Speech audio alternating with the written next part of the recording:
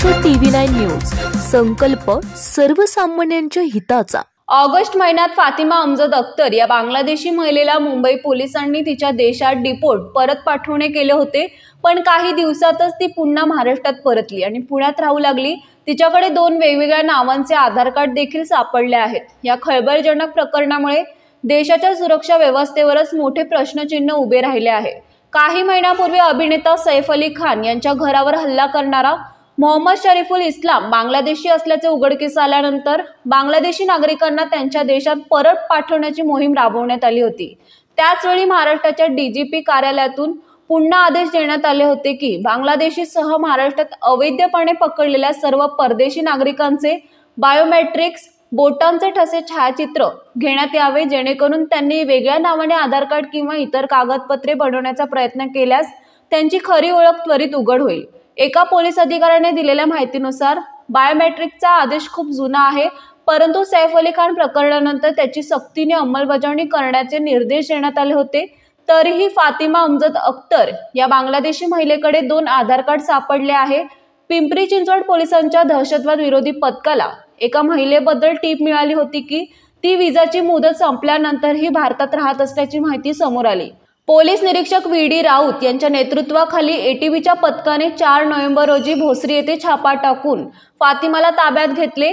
झडती दरम्यान तिच्याकडे 2 आधार कार्ड सापडले। दोन्ही कार्डवर तिचा फोटो एकच होता, पण नावं मात्र वेगवेगळी होती। पोलिसांच्या तपासात उघड झालं की फातिमा पहिल्यांदा जुलै 2019 मध्ये टुरिस्ट विजावर भारतात आली आणि त्याच वर्षी ऑक्टोबरमध्ये परत गेली, परंतु 25 फेब्रुवारी 2020 रोजी ती पुन्हा भारतात आली आणि विजाची मुदत संपल्यानंतरही इथेच राहिली। या काळात तिने पुण्यातील एका एजंटच्या मदतीने माला विठ्ठल धावकर या नावाने आधार कार्ड बनवले। नंतर तिने कर्नाटकच्या मूळ रहिवासी असलेल्या मोहम्मद फैमुद्दीनशी लग्न केले आणि लग्नानंतर दुसरे आधार कार्ड फातिमा फैमुद्दीन या नावाने बनवले। पोलिसांनुसार फातिमा भोसरी येथे पतीसोबत राहत होती। त्यांचे लग्नाचे फोटोही पोलिसांना मिळाले आहेत।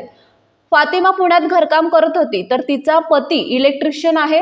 फैमुद्दीनला फातिमाच्या बांगलादेशी नागरिकत्वाची माहिती असावी असा पोलिसांना संशय आहे। फातिमाच्या कागदपत्रांची तपासणी करताना आणखी एक धक्कादायक खुलासा झाला। मुंबई पोलिसांनी याच वर्षी ऑगस्टमध्ये तिला विजा मुदतवाढ उल्लंघन प्रकरणी पकडले होते आणि तिला बांगलादेशात डिपोर्ट केले होते। यानंतरही तिने पुन्हा सीमा पार करून भारतात प्रवेश केला। पिंपरी चिंचवड पोलिसांनी आता मुंबई पोलिसांकडून तिच्याबद्दल अधिक माहिती मागवली आहे। डिपोर्टेशन नंतर फातिमा पुन्हा भारतात कशी घुसली याचा तपास पिंपरी चिंचवड पोलीस करत आहेत। प्राथमिक तपासात असा संशय व्यक्त करण्यात आला आहे की तिने बांगलादेशातून पश्चिम बंगाल सीमेवरील काही एजंट्सना किंवा तस्करांना पैसे देऊन अवैध मार्गाने देशात प्रवेश केला आणि तिथून वाहनाने पुणे गाठले। आपल्या परिसरातील महत्त्वाच्या बातम्या पाहण्यासाठी महाराष्ट्र TV9 न्यूज चॅनलला YouTube वर सबस्क्राइब करा आणि बेल आयकॉन प्रेस करा।